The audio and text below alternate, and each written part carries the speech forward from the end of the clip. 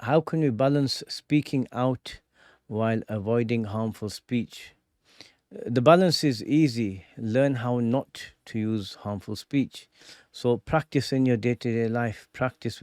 وَقُولُوا لِلنَّاسِ حُسْنًا. Just say the most beautiful things to people. The Quran says, Allah subhanahu wa ta'ala told Sayyidina Musa and Sayyidina Harun alayhim as-salatu was-salam to go and guide Fir'aun. فَقُولَا لَهُ قَوْلًا لَيِّنًا. So say to him a gentle word, layyin. Even the words qawlan layyinan is very gentle and soft sounding. So go and speak to him in this way.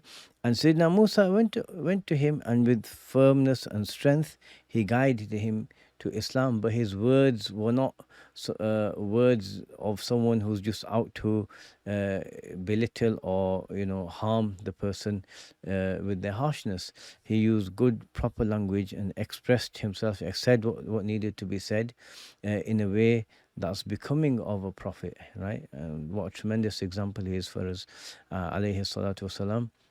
But our own Messenger sallallahu alaihi wasallam taught us that as well. That he wasn't someone, lam yakun fahashan, right? He wasn't someone who was, had a habitual way of being vile in his language. Hashahu sallallahu alaihi wasallam. He didn't swear. He didn't insult people. You see now, even in like religious discourse where people from two different groups, they'll be having something, and then some of the worst insults that you can say to a person will just turn up in the conversation. And if someone says, oh, I'm defending the deen, I'm defending this, how are you defending the deen? By subverting its teachings. How does that work? And Allah wants us to be like the Prophet was, sallallahu alaihi wasallam.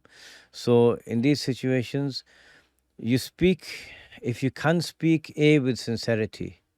If you can't speak with sincerity, be quiet. It's just do yourself a favor there. You don't want to be called to question on the Day of Judgment. One of the first people to be called to question on the Day of Judgment is a scholar. And he's asked, why did you do all of this? And then, he'll say, for your sake, and Allah will say, kadabta, you're lying. You did it so people could say X, Y, and Z. So speak with sincerity. And we ask Allah for ikhlas and the ability to check our intentions and stay on top of them. And speak well. Speak well in a manner that's becoming of, a believer, dignity, right? And, have your facts straight before you get into it. Not everyone needs to speak out on every topic in every situation. And sometimes scholars get asked questions, and what do they say?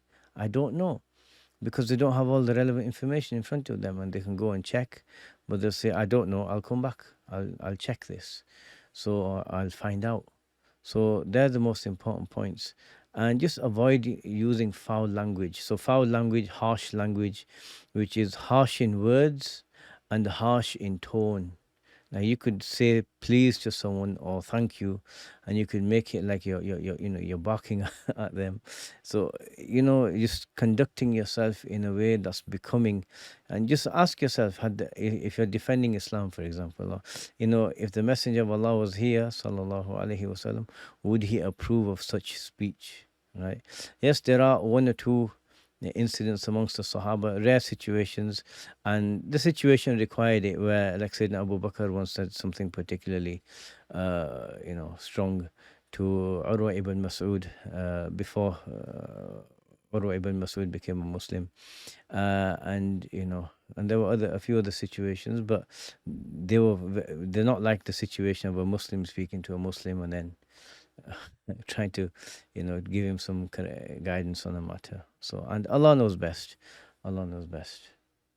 لا إله إلا الله محمد رسول الله